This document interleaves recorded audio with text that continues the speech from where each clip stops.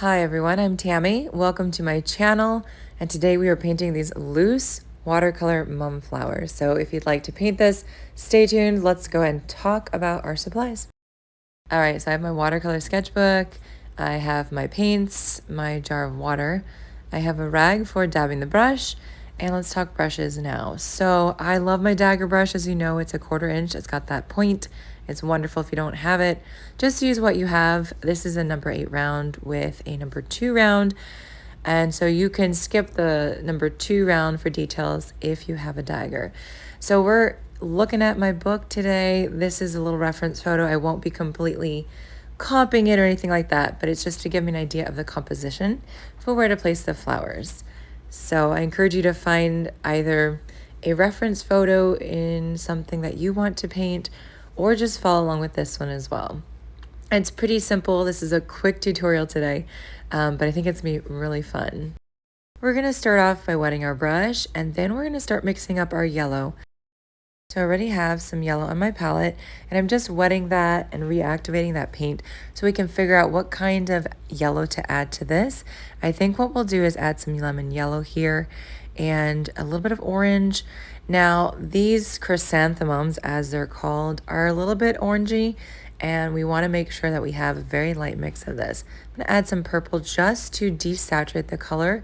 Purple is the opposite on the color wheel of yellow, and so when you add those together, they kind of mute each other out. We just want to have a little less bright color for this. So make sure you have lots of water. And I decided I'm going to use a different brush. It's a number 14 round. I'm changing it up on you guys. So load your brush with paint, and with this brush, because it's so big, we're going to get a lot looser petal. So start adding in these little wispy petals.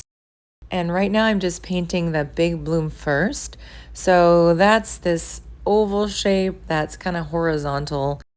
So we're filling in that space. We're starting off small, and then you can continue to add brush strokes. And remember, this is the first layer, so it's not a big deal if it's not the shape that you want initially. We can always augment and change, especially if we start lighter. We have the opportunity to go bigger, to go darker, and change up how our bloom is looking. So I'm trying to create this really rounded top here. If you're looking at the reference photo, you're seeing that it's rounding on the edges and then a little bit flatter on the very top, which is kind of an interesting shape.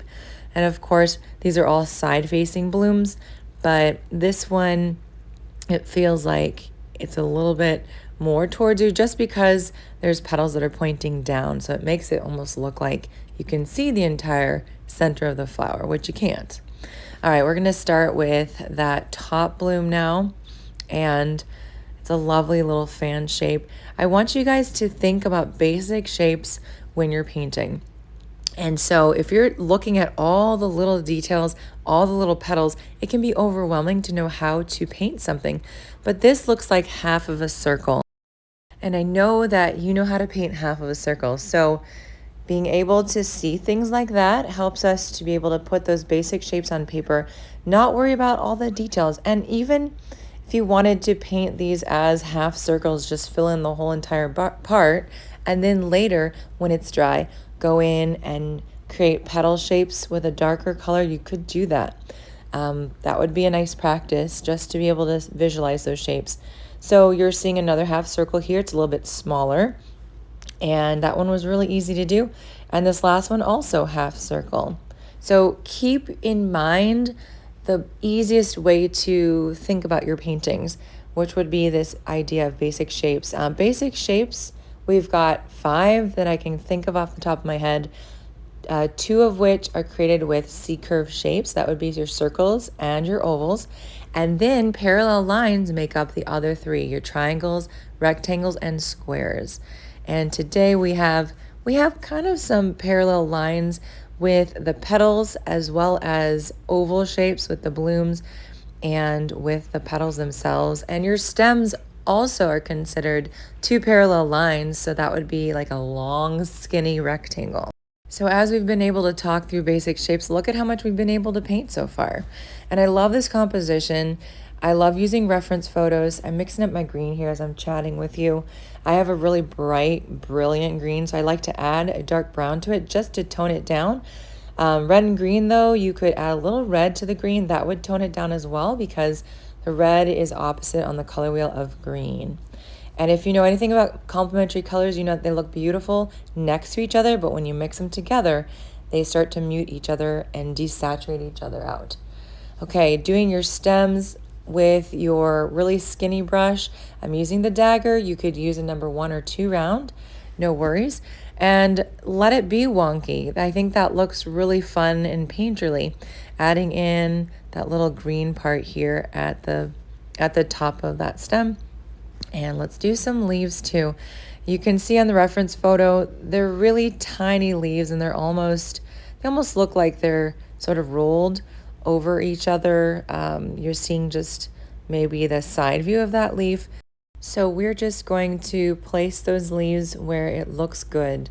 You can follow this photo or you can just put them wherever you think is a good place to put those leaves. And I think I might add a few extra. Let's do the stem on this one. So the base of it, and then just bring it down. And I'm not even going to connect it all the way down to the bottom of the painting. Just let it kind of hang out there. A little bit of a leaf shape. Now your blooms are still wet, so you're going to have the chance to put in some darker paint just to lightly blend if you want at the end of this.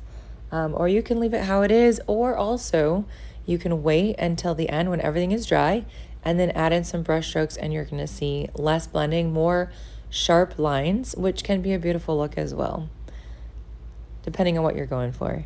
I hope that you're checking in with yourself during this painting and seeing if you are totally relaxed and having enjoyment or if you're feeling stressed by this. Guys, I'm just putting a little splatter here, tapping my brush with paint on it. It's just a beautiful, magical feeling that I think is created when we add splatter. A little bit more of the dark here, adding in some highlights, and that's about it. I hope you guys have enjoyed doing this painting with me today. I've enjoyed sharing this tutorial. If you'd like to find other ways to get more exclusive tutorials, I do have Patreon classes. The link is in the description here. Check that out. But thank you for being here, and I will see you on the next video.